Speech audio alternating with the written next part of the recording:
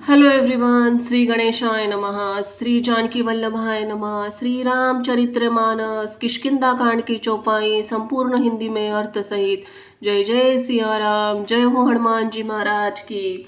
दोहा। शरद ऋतु पाकर राजा, तपस्वी, व्यापारी और भिखारी क्रमशः विजय, तप, व्यापार और भिक्षा के लिए हर्षित होकर नगर छोड़कर चले। जैसे श्री हरि की भक्ति पाकर चारों आश्रम वाले नाना प्रकार साधन रूपी श्रमों को त्याग देते हैं।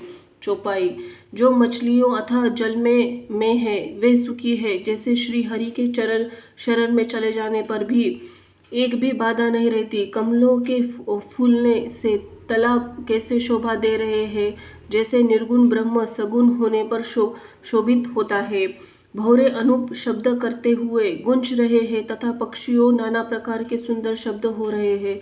रात्रि देखकर चकवे मन में वैसे ही दुख हो रहे हैं जैसे दूसरों की संपत्ति देखकर दुष्ट होता है। पपीहा रट लगाए हुए हैं, उसको बड़ी प्यास है। जैसे श्री शंकर जी का द्रोही सुख नहीं पाता, सुख के लिए झिझकता रहता है। शरद ऋतु के ताप को रात के समय चंद्रमा हर लेता है। जैसे संतों के दर्शन से पाप दूर हो जाते हैं।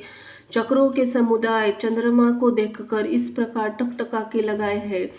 जैसे भगवान को पाकर उनके निमेष नेत्रों से दर्शन करते हैं। मच्छर और डांस जाड़े के डर से इस प्रकार नष्ट हो गए, जैसे ब्राह्मण के साथ वैर करने से कुल का नाश होता है। दोहा। वर्षा ऋतु के कारण पृथ्वी पर जो जीव भर गए थे वे शरद ऋतु को पाकर वैसे नष्ट हो गए जैसे सद्गुरु मिल जाने पर संदेह और भ्रम से के समूह नष्ट हो जाते हैं। चौपाई।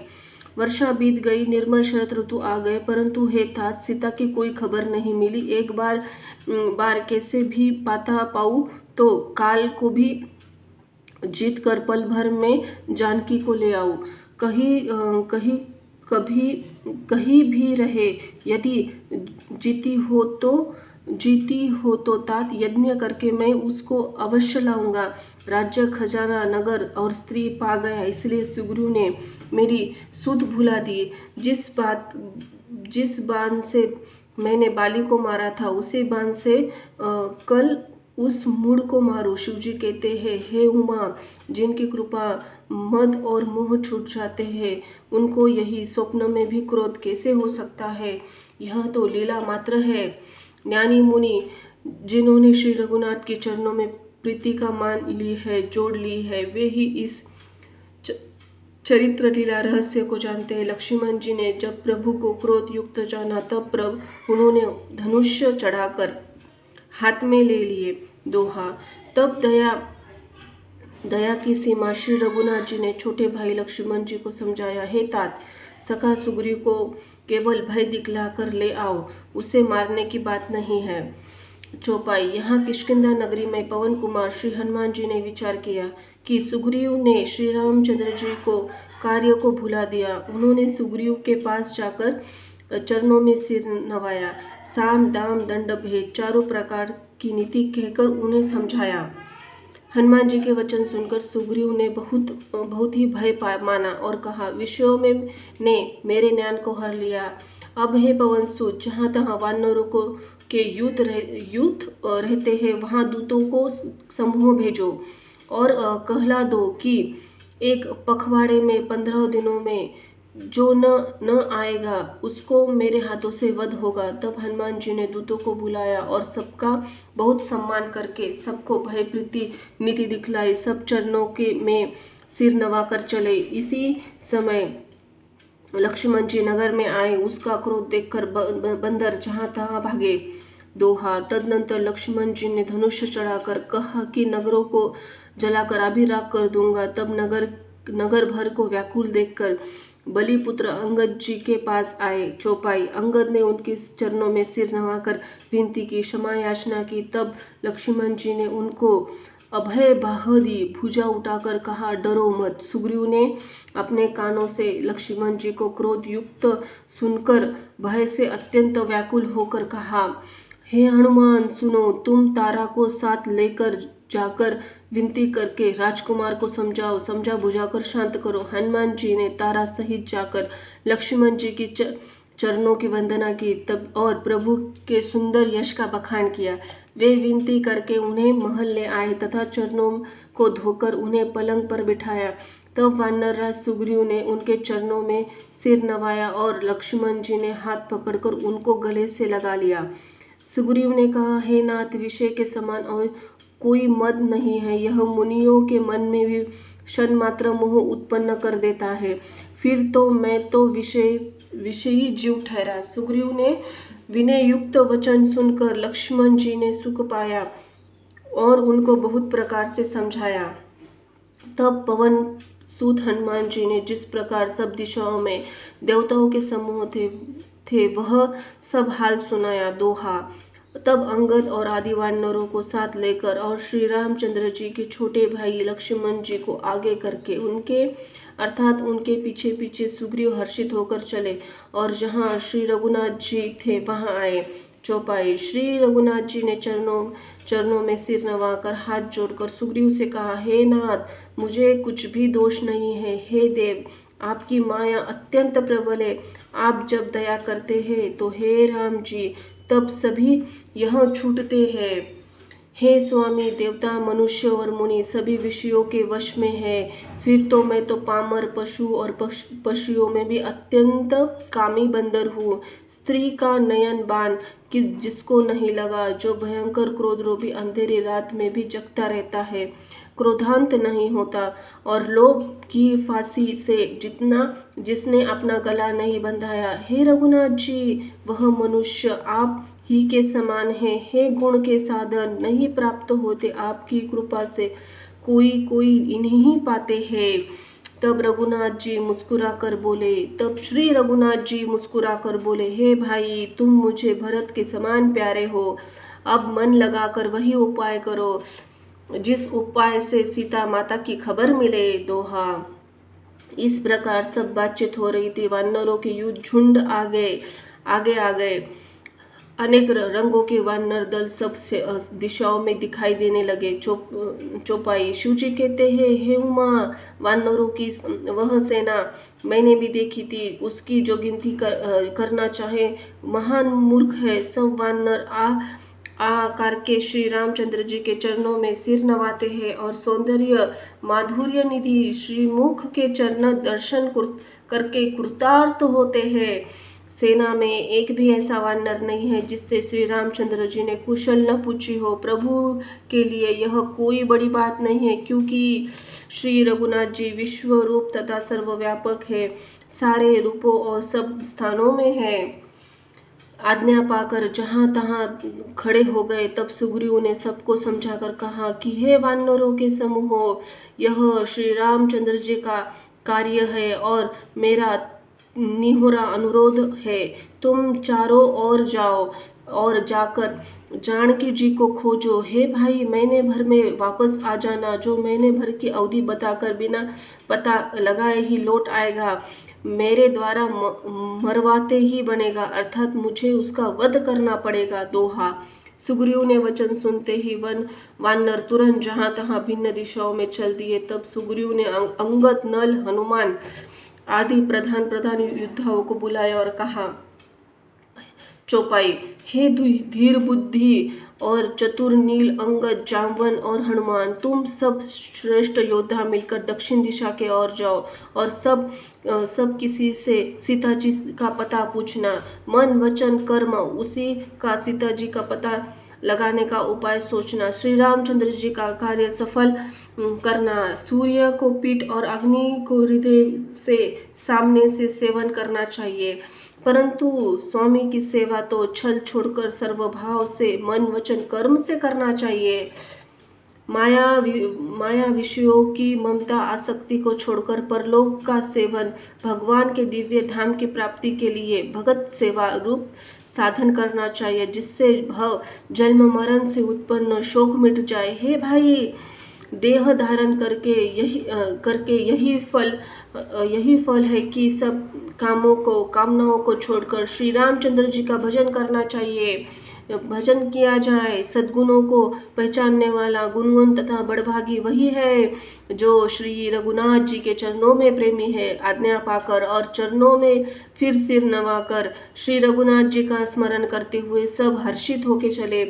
सबके पीछे पवन सुत श्री हनुमान जी ने सिर नवाया। कार्य का विचार करके प्रभु ने उन्हें अपने पास बुलाया। उन्होंने अपने कर कमल से उसके सिर का स्पर्श किया तथा अपना सेवक जानकर उन्हें अपने हाथ की अंगूठी उतार कर दी और कहा, बहुत प्रकार से सीता को समझाना और मेरा बल तथा विरह प्रेम कहकर तुम शीघ्र लौट आना। हनुमान जी ने अपना जन्म सफल समझा और कृपा निधान प्रभु को हृदय में धारण करके वे चले। यद्यपि देवताओं की रक्षा करने वाले प्रभु सब बात जानते हैं तो भी वे राजनीति की रक्षा कर रहे हैं। नीति की मर्यादा रखने के लिए सीता जी का पता लगाने को जहाँ तहाँ वानरों को भेज रहे हैं।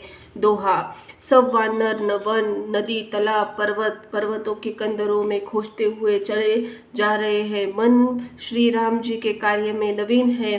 शरीर तक तथा प्रेम का ममत्व भूल गया है।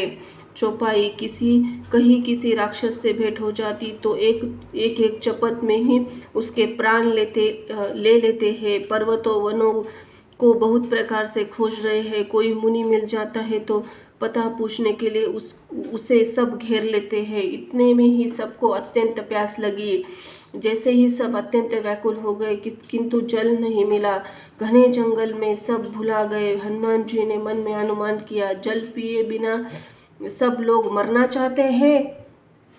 उन्होंने पहाड़ की चोटी पर चढ़कर चारों ओर देखा। पृथ्वी के अंदर एक गुफा में उन्हें एक कौतुक आश्चर्य दिखाई दिया। उसके ऊपर चकवे, बुगुल और हंस उड़ रहे हैं और बहुत प्रकार से उसमें पक्षी प्रवेश कर रहे हैं। पवन कुमार हनुमान जी पर्वत से उतर आए और सबको ले जाकर उन्होंने वह गुफा दिखलाई। सबने हनुमान जी के आगे कर लिया और वे गुफा में घुस गए। देर नहीं की। दोहा, अंदर जाकर उन्होंने एक उत्तम उपवन, बगीचा और तालाब देखा। उसमें बहुत से कमल खिले हुए हैं। वही एक सुंदर मंदिर है जिसमें एक तपोमूर्ति स्त्री बैठी है। चौपाई, दूर से ही सबने उसे सिर नवाया। पूछने पर अपना सब वृत्तांत सुनाया। उसने कहा, जलपान करो और भांति भांति के रसीले सुंदर फल खाओ। आज्ञा पाकर सबने स्नान किया, मीठे फल खाए और फिर सब उसके पास चले आए। तब उसने अपनी सारी कथा कह सुनाई और कहा, मैं अब वहाँ जाऊंगी जहाँ श्री रघुनाथ जी है। तुम लोग आंखें मूंद लो और गुफा को छोड़कर बाहर जाओ। तुम सीता जी को पा जाओगे, पछताओगे नहीं, निराश नहीं होंगे। आंखें मूंदकर फिर जब आँख खोली तब तो सब वीर क्या देखते हैं कि सब समुद्र के तीर पर खड़े हैं और वह स्वयं वहाँ गए जहाँ श्री रघुनाथ जी थे। उसने जाकर प्रभु के चरणों में कमलों में मस्तक नवाया, बहुत प्रकार से विनती की।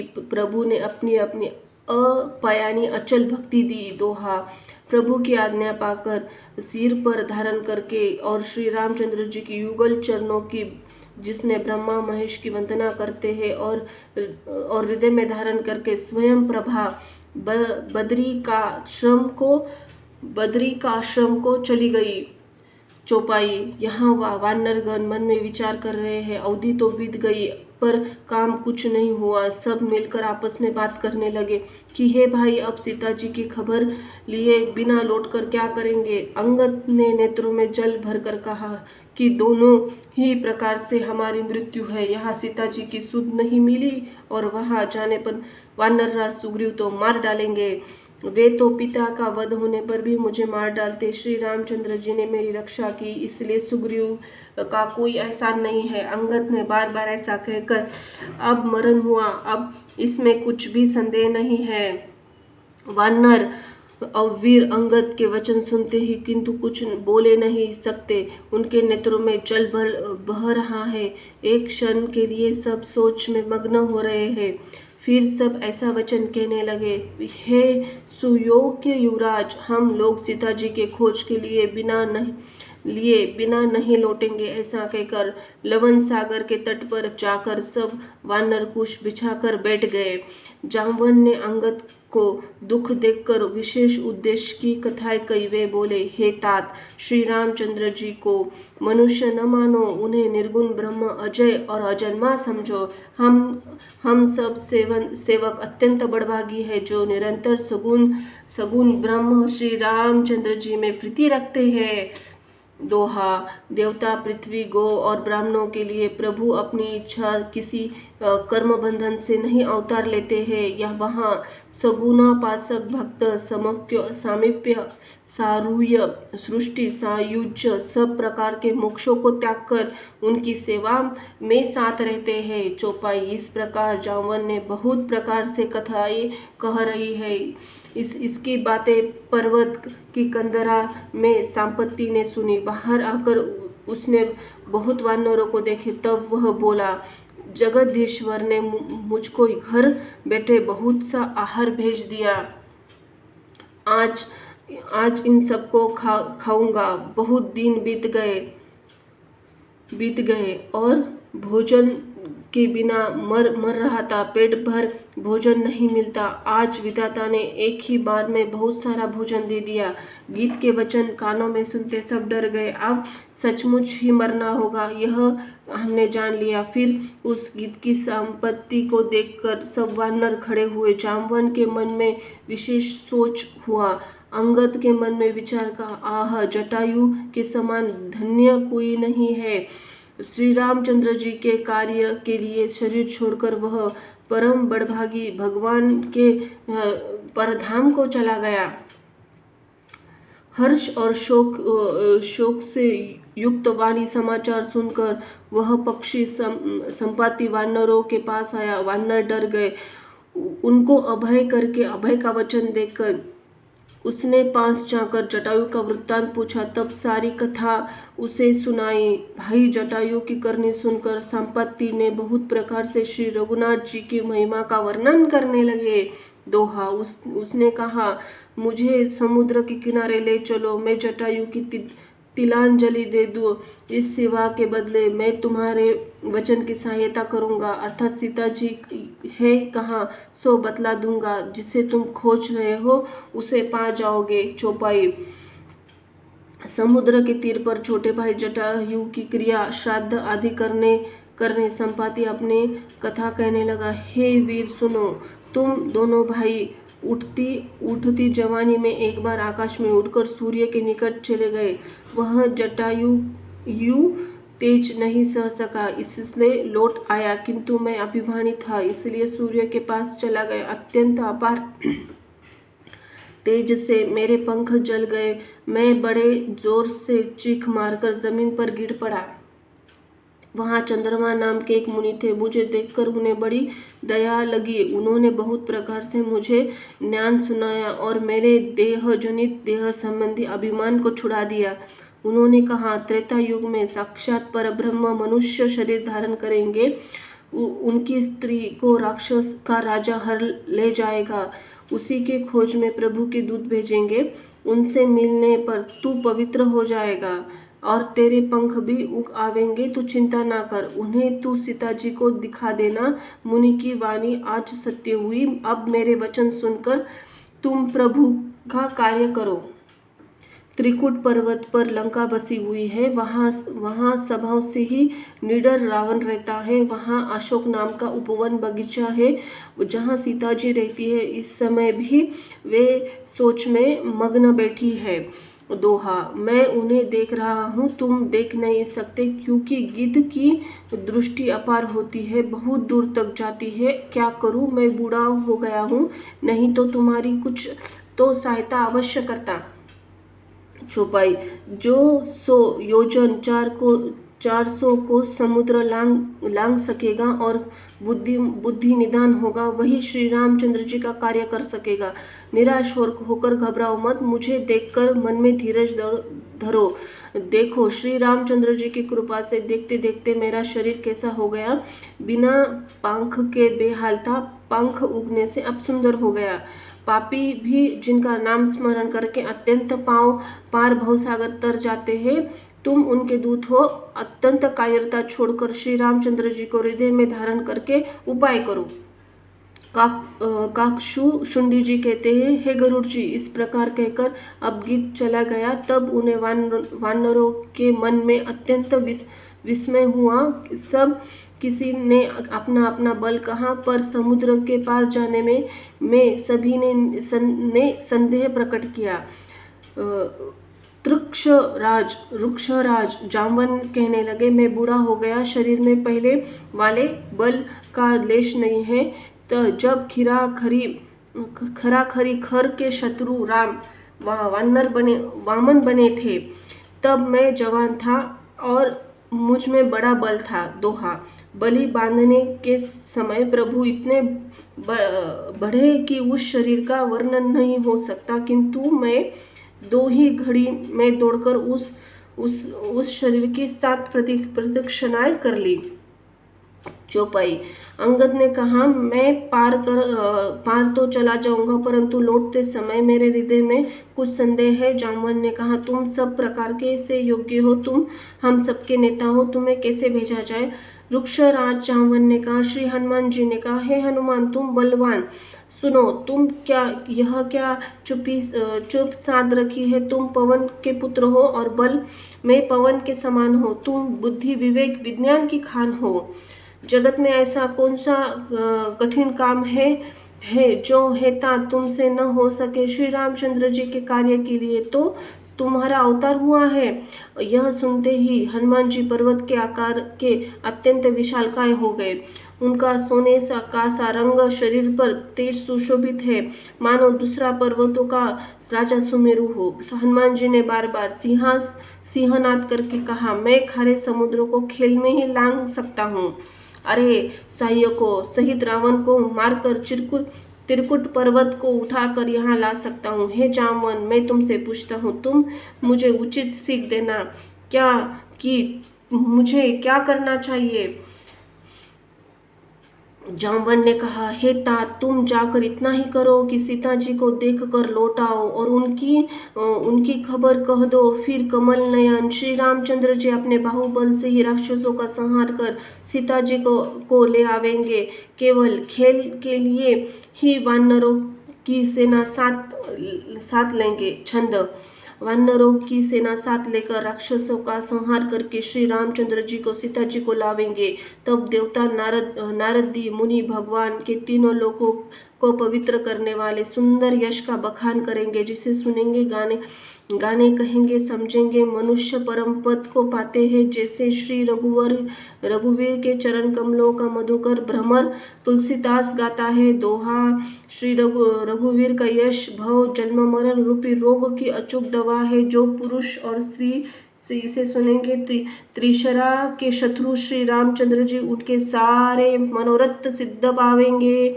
सरोठा, जिनके नीले कमल और समान श्याम शरीर है, जिनकी शोभा करोड़ों कामदेव से भी अधिक है, जिनका नाम पाप रूपी पक्षियों को मारने के लिए बाधिक व्याधा के समान है, उन श्री राम के गुणों का समूह लीला अवश्य सुनना चाहेंगे। बोलो सीताराम की जय। कलयुग के समस्त पापों का नाश करने वाले श्री रामचरितमानस यह किष्किंधा कांड अध्याय समाप्त हुआ। बोलो सीताराम की जय। जय हो हनुमान जी महाराज की जय। जय लक्ष्मण महाराज की। धन्यवाद।